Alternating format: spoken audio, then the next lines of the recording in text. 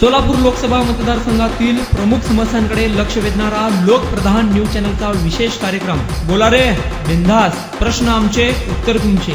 आम्ही येत आहोत तुमच्या परिसरात, तुम्ही तयार आहात ना? बोला रे बिंदास। एकच मागणी आहे की शासनानं जे 2005 सालानंतर जे नवीन कर्मचारी लागलेले आहेत अशा सर्व कर्मचाऱ्यांना जुनी पेन्शन योजना लागू करावी। एकतर आमची जुनी पेन्शन योजना लागू करावी, नाहीतर सरसकट सर्वांच्याच पेन्शन बंद कराव्या, आमदार खासदार सहित मंत्री शिक्षकांना अनेक वर्षाची मागणी आहे, शासन का दखल घेतली? काय भावना तुमच्या? शासनाला कर्मचाऱ्यांचं काय केलं देणार नाही, त्यांना सगळं कॉन्ट्रॅक्ट करायचं, त्यांना शिक्षकांना सुखी करायचं असं करायचं काही नाही। 2005 पासून त्या भरती बंद आहे, आपण पण त्यावेळेस लागू 2005 पासून भरती बंद आहे। तेव्हापासून जे कर्मचारी शिक्षक रिटायर झाले त्यांच्या जागेवर भरती आहे, तो त्या वितरित लोड जो शिक्षक कार्यरत आहे त्याच्यावरती येतो पडतो, पण तो बी हातबल झाला आहे। काय करणार? एका शिक्षकाचं काम करणार की 10 शिक्षक काम करणार? ज्या ठिकाणी 10 शिक्षक होतं तिथे 1 शिक्षक होतं। शिक्षक भरती नाही आहे, ताण येते शिक्षकांवर आणि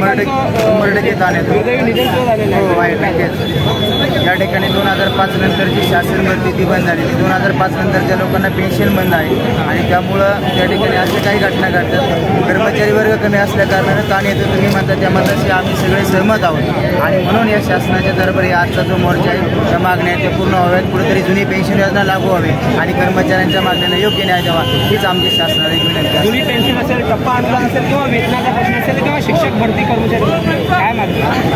शासनानं एकतर म्हणजे कर्मचारी भरती ही तात्काळ केली पाहिजे, कारण बऱ्याच जवळपास 2013-12 पासून लवकर भरतीच पाहिजे। शिक्षक रिटायर होत आहेत, अतिरिक्त ताण जो आहे हा असणाऱ्या शिक्षकांवरती येतोय। दुसरी गोष्ट, जुन्या पेन्शन शासनानं फक्त कर्मचाऱ्यांना झुलवत ठेवलं आहे की NPS पुन्हा काहीतरी बदल, पण हे जे चाललेलं आहे ते कुठेतरी थांबलं पाहिजे। शिक्षकाला जे काही शाळाबाह्य कामं लावली जात आहेत किंवा इतर जी अशैक्षणिक कामं लावली जात आहेत त्याच्यातून बाजूला केलं पाहिजे, मुलांना शिकू द्या, हे शिक्षकांचं म्हणणं आहे, बाकी काही नाही आहे।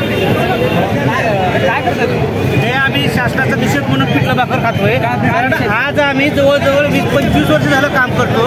आमचा जो तळमळीचा प्रश्न आहे, आमच्या पेन्शनचा प्रश्न आहे, आज आम्ही रिटायर झाल्यानंतर आम्हाला रोजंदारीच्या कामावर गेल्याशिवाय कुठलाही पर्याय नाही, कारण आज आम्ही इथं आहे तोपर्यंत सेवेत आहेत, पण सेवा संपल्यानंतर आम्हाला रोजंदारीवर सुद्धा कुणी ठेवणार नाही। हे पिठलं भाकर खाण्याची आम्हाला वेळ येणार आहे, तर या शासनाचा निषेध आहे की शासनानं आमच्या मागण्या परिधी करून आम्हाला कुठेतरी न्याय देण्याचा प्रयत्न करून आमची कुटुंब जी रस्त्यावर येणार आहेत हे शासनानं वाचवलं पाहिजे।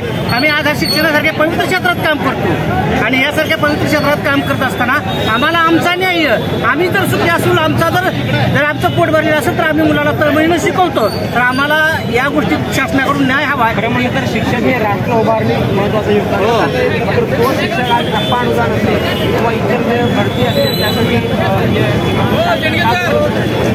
शासनाकडे आमच्या प्रलंबित मागण्या वारंवार आम्ही केलेल्या आहेत, पण शासन त्याच्याकडे मुद्दामून दुर्लक्ष करत आहे, कारण आम्ही राष्ट्र घडवण्याचं काम करतो आणि हे घडवत असताना त्याला येणाऱ्या अडचणी जर त्यानं शासनानं त्याच्याकडे दखल घेतली किंवा त्या लवकरात लवकर सोडवल्या तर आम्ही आमच्या कामात देखील अजून प्रौढपणे काम करू शकू आणि त्यामुळे आमच्या कामात तर आज आम्ही दुर्लक्ष करतच नाही, पण शासनानं देखील याचा कुठेतरी मोबदला किंवा आमच्या ज्या मागण्या आहेत त्याच्याकडे दुर्लक्ष न करता आज आपण पाहतोय की आमदार खासदार यांची पेन्शन चालू आहे, पण आमच्या शिक्षकांची बांधवांची जी पेन्शन आहे ती यांनी बंद केलेली आहे, तर ती पेन्शनचा प्रश्न त्वरित मार्गी लागून आमचे शिक्षक महिला भगिनी आहेत किंवा शिक्षक बांधव आहेत आज काही निवृत्तीच्या उंबरठ्यावर आहेत, तरी देखील आज त्यांना पेन्शनचा प्रश्न शासनाने मुद्दाम भिजत घोंगडं आणि चिघळं ठेवलेला आहे व वारंवार शिक्षकाचा अंत बघतोय, तर शासनाने आता त्यांचा अंत न बघता कुठंतरी ही आमच्या मागणीचा शासनानं पुरी करावी एवढंच आम्हाला वाटतं, म्हणून आम्ही आज शासन यासाठी त्या ठिकाणी पिठलं भाकर खातोय।